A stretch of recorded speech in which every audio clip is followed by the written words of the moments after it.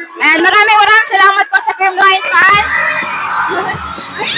Ay nako, hindi na ako magugulat na kakayanin talaga ni Pons yun. Siya talaga ang nagpanalo nitong game na to.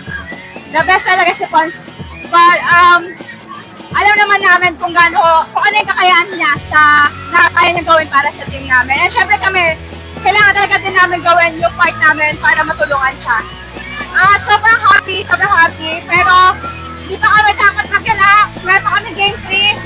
And, well, excited ako sa magiging resulta talaga. Basta kami, gagawin lang talaga namin yung best namin sa last game namin. And maraming salamat po sa Game Line fan. May game 3 pa tayo! Supportan niyo po kami! Magsama-sama tayo sa Saturday! See you pa!